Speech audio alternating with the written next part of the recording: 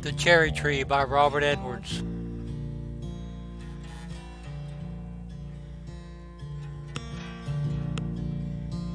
"60 acres of land, a watershed pond, a 3-room house,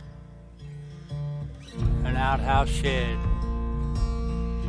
no power to speak of, a squeaky old bed, and an old cherry tree, now half of which dead.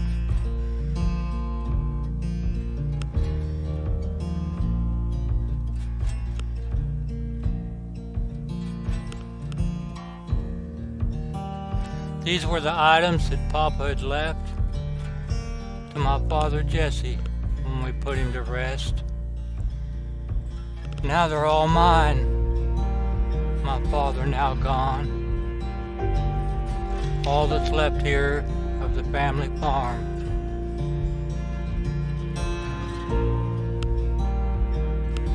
So I went out to look at the land with my son and see what I'd dreamed of since I was so young. We pulled up to the gate that was covered with weeds.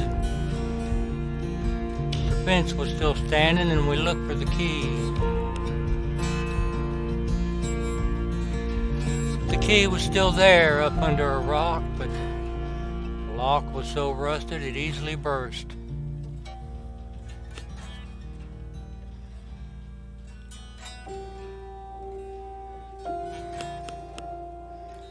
There weren't much left of what had been a road, but we had 4-wheel drive and we climbed the hill slow.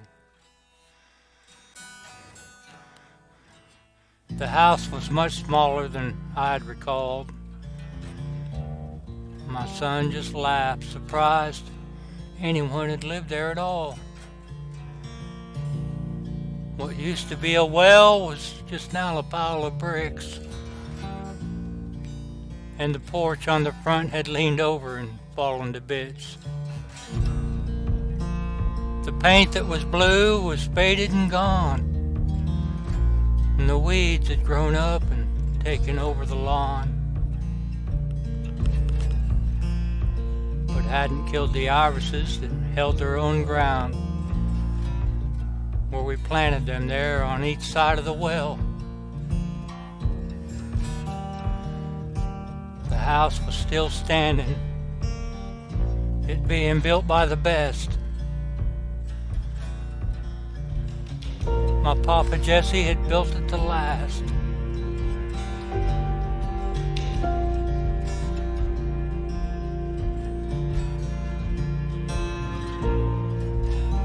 I could see my grandmother Audrey at the window we passed, though now it was broken with none of its glass. The greatest grandma a kid ever had. Kissed my forehead when she tucked me in bed.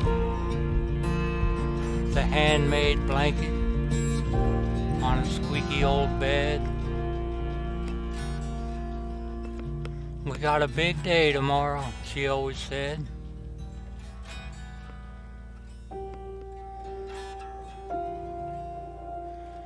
She was always awake when I got up to the smell of her biscuits and the bacon she cooked. Coffee for Papa and milk in my cup. Now empty cupboards, all covered with dust.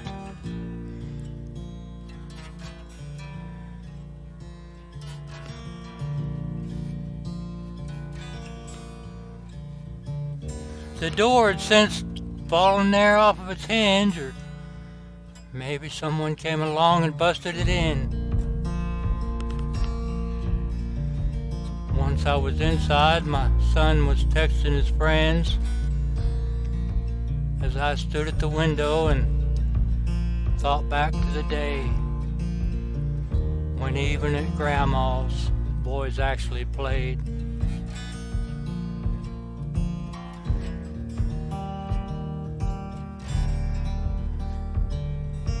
My grandma and I picked cherries one such afternoon From that tree there, its blossoms in bloom, filling the air here with its cherry perfume.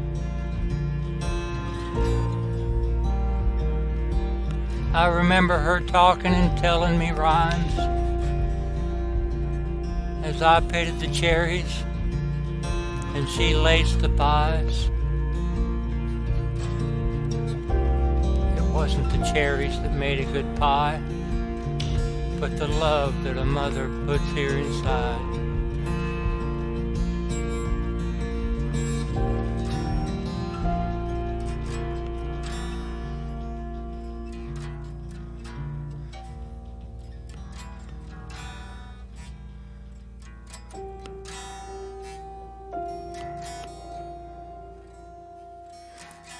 I was happy to be here,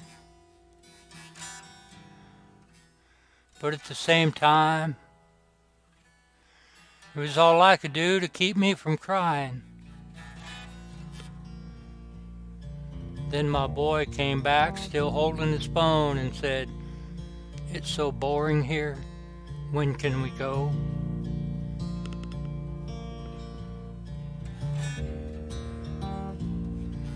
"60 acres of land, a watershed pond, a 3-room house, an outhouse shed, no power to speak of, a squeaky old bed, and an old cherry tree, now half of which dead."